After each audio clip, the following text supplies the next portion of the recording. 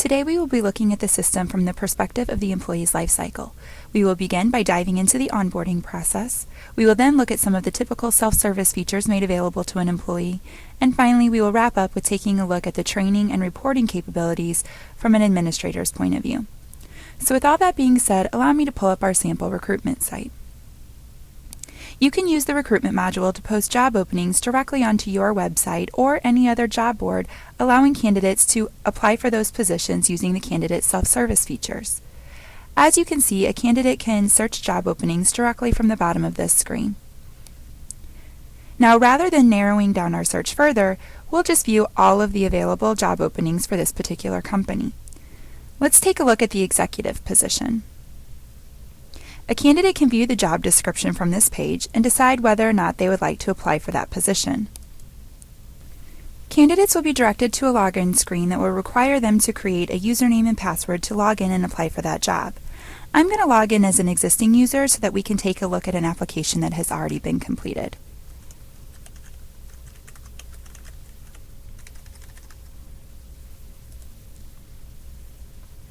I want to start by bringing your attention to the upper left-hand corner of this screen. Here, a candidate can see their application status within the hiring process. Now, as a new candidate completes their application, they'll need to simply enter in their information within these tabs across the top.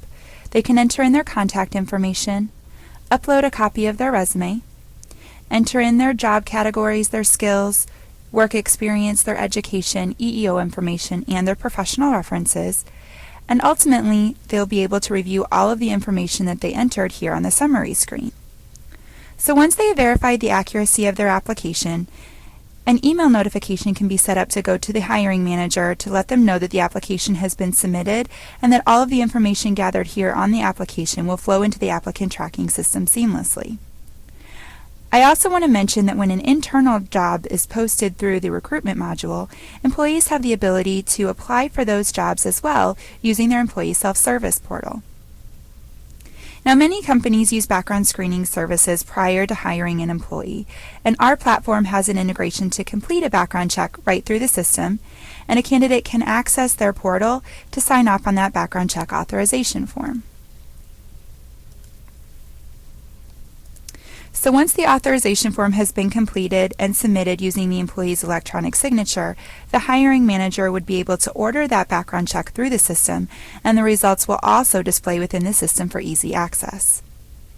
So now that our candidate has finished their application, let's take a look at the applicant tracking side of things. Back on the login screen, I'm going to log in as Kathy, the hiring manager. When we log in, we can see that there is a dashboard screen enabled, which is a great way to access certain areas of the system that the employee uses most frequently.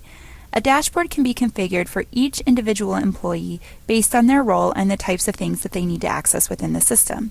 So as you can see, I have a tab enabled just for recruitment purposes so that Kathy can easily manage the hiring process.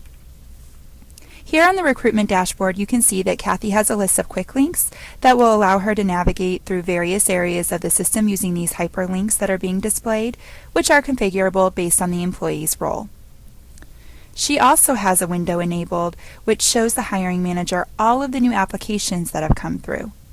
We do have a quick find tool that will allow the user to type in certain keywords, such as a certain skill set or a certification that they are looking for, and then the results will display below. Let's go ahead and take a look at our applicant's information. The first screen that we come to is the Main tab. Remember, all of the information captured from the candidate will flow into the applicant tracking system.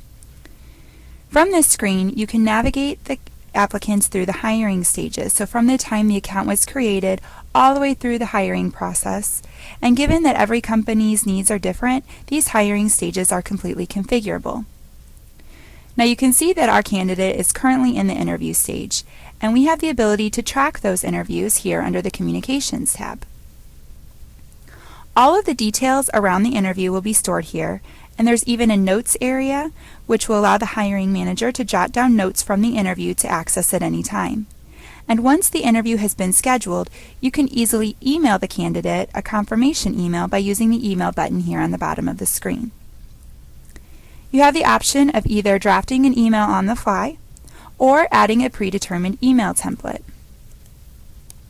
As you can see, we've created an email template that can be sent to all of the candidates that move on to this phase of the interview process.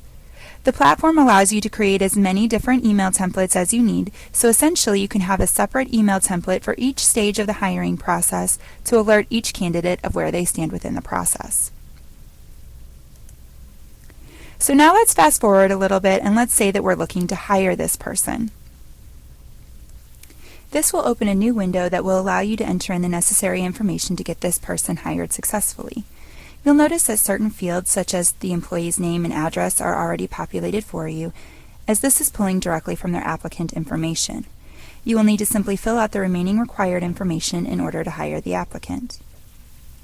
Now, you do also have the ability to verify the Social Security number through the Social Security Administration if you choose to, and it will determine if the Social Security number matches the employee's name. This is especially important at year-end because a large cause of corrected W-2s is caused by inaccurate Social Security numbers, and this will provide those checks and balances for you immediately upon hire. So let's take a look at how this would work. I'm going to simply enter in a Social Security number for this person, and then I'm going to search the Social Security Administration's database to determine if this is a valid Social Security number for the employee. And as you can see, my result showed up as failed, and that's because I simply entered in the numbers 1 through 9, so we know that that is not a valid number, but you are hoping for a verified result here. You will then need to enter in the base compensation and a few other items such as the security profile, which will identify what type of features and functionalities that you want to have this employee have access to. And after you have identified all of the required information, you will have successfully hired this applicant. Now that we have hired our employee, let's take a quick look at his employee record. Under the Main tab, you can see this is where you can assign or change profiles to the employee, as well as designate who their manager is, and you can also have access to their emergency contacts. Also, job change history can be tracked here, which will display their historical job titles, the effective dates for those jobs, the reasons for the change, and if there was a compensation increase associated with that change. Now I want to focus a little bit more under the HR tab just to give you an idea of the different things that we can track within the system. So for example, we can track the employee's education, any trainings or certifications that they might have, and any incidents, disciplinary, performance, or even attendance issues can be stored here against their record. Now, a lot of companies today are going paperless, so there is the ability to scan all paper documents and store them within the employee's record for easy access. We can also track assets that have been issued to the employees, such as laptops, cell phones, keys to the office, etc. A differentiator here is that the system is intuitive enough to look back to the employee's record during the termination process, and it will prompt the user to make sure that those assets have been returned.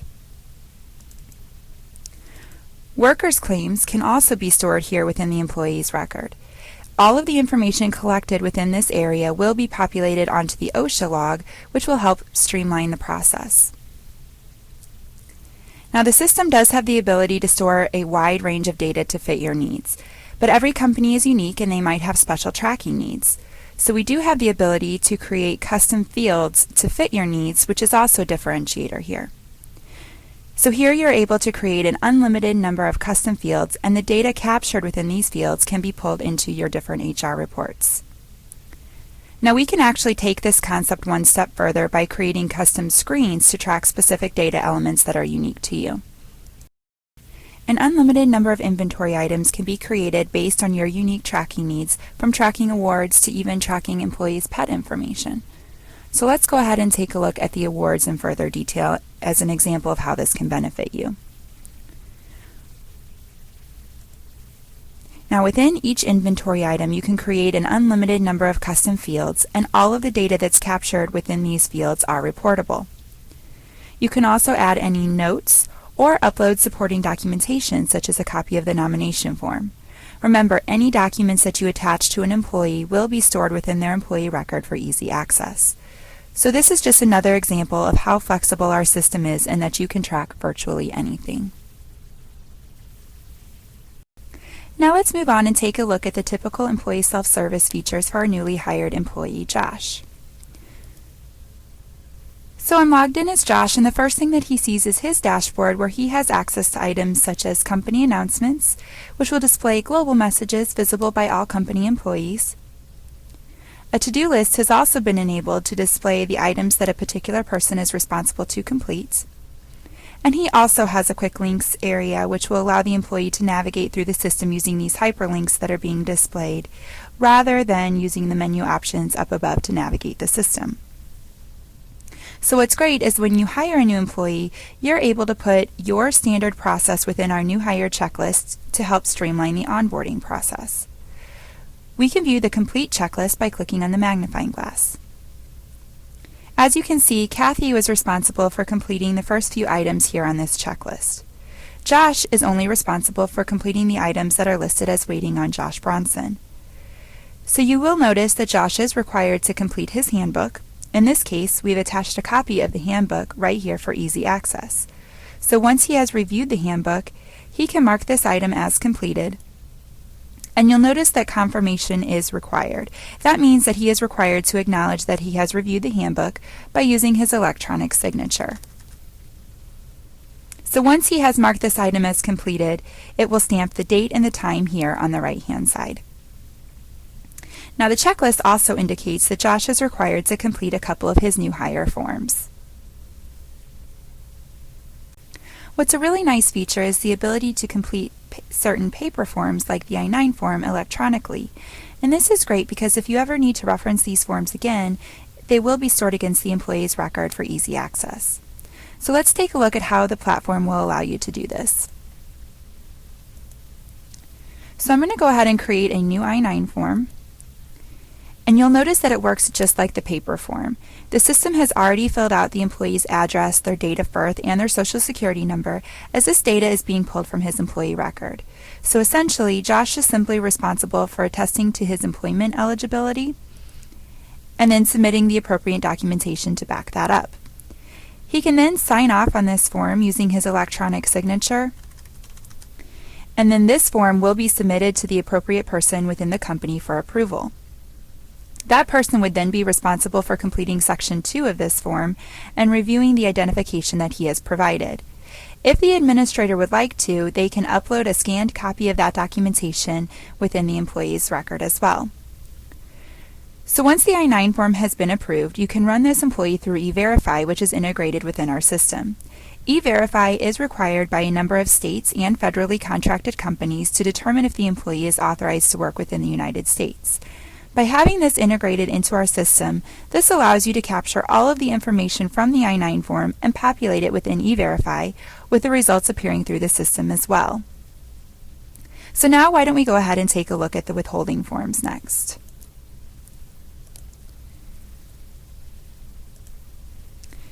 So you can see that we have already submitted the withholding forms, but let's take a look at what would happen if we wanted to add a new one. You'll notice that you have the choice of which federal or state forms you would like to add, and the state forms are automatically made available by looking at the employee's address and the company's address. Now let's go ahead and take a look at the completed federal form, as this is going to be the same universal form for everybody. So once again, this works the same way as the paper form. He'll simply need to complete this worksheet, and once he's ready, he can go ahead and submit his withholding form by providing his electronic signature. So now we've taken a look at the forms that come standard within the system, but you also have the ability to create an unlimited number of custom forms to meet your business needs. And these forms can be tracked and stored within the system, allowing your HR department to go completely paperless. So let's go ahead and take a look.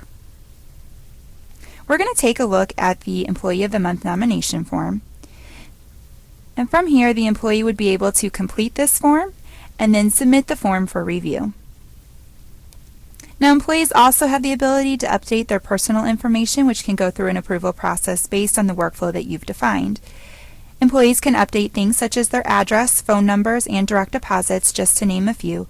So for an example, if an employee moves and they need to submit an address change, that can be done here through their employee self-service portal as well. So this is where they can go ahead and make that change and update their personal information, and this will then start that workflow process. This platform will allow you to streamline the open enrollment process as well. Employees have the ability to enroll in their benefits online, eliminating the need for paper enrollment forms. The enrollment data can be captured electronically and stored against the employee's record for reporting purposes. I also want to point out that you can determine what benefits will be made available to whom. So for example, if you have multiple locations, you can offer different benefits to each group of people. Now this feature can be used for open enrollment or for life change events, and the screen would be the same for both. So in this case, let's say that Josh is going to start the open enrollment process. First, we're brought to the Instructions tab, which is completely configurable, and each additional tab represents the different type of benefit plans. For any of the benefits, we have the option of waiving the coverage, as you can see here on the right-hand side of the screen. Employees can also review and compare plans and make a selection. If we wanted to dig into the plan in a little bit further detail, we can do so by clicking on the magnifying glass. And as you can see, this will allow the employee to review the plan features such as the copay amounts, the deductibles, as well as the out-of-pocket limits. You can also upload a copy of the plan documentation for the employees to access right here at their fingertips as they're looking to make a decision. Now let's say that we wanted to compare multiple plans. Maybe we want to take a look at the employee-only options. This will give us a nice side-by-side comparison of the two of these plans, so we can go ahead and review the differences in the premiums, the copays, the deductibles, and so on, so we can make a more informed decision on which plan we should move forward with.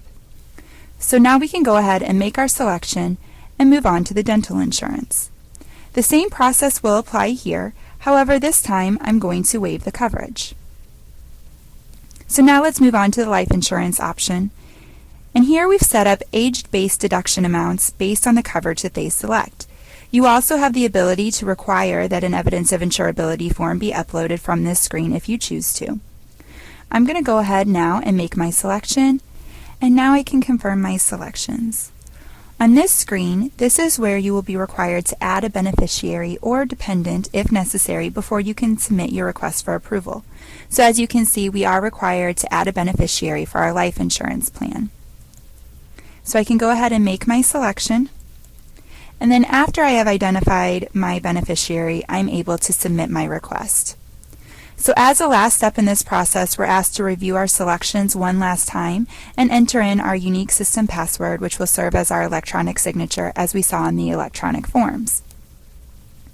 Once we do this, the benefits are going to be pushed onto the appropriate person to review our selections and approve them, and once approved, the deductions will be created and come into play based on the effective dates set up for the plans. I also want to mention that we do have a third-party integration that will provide carrier connection services. This will automatically send the carriers all of the updates based on the frequency that you've set up. We can also make company documents available to employees. Here you can view things such as the company handbook, company forms, or different handouts. You can upload an unlimited amount of documentation for employees to access and in any format that you would like. We also have a company directory, which gives easy access to phone numbers of all company employees, so in the event that Josh forgets his coworker's extension, he can easily look it up from here. Josh can also view an organizational chart to see where he fits into the company. So you can click on the name here on the left-hand side to see where that person falls into the org chart.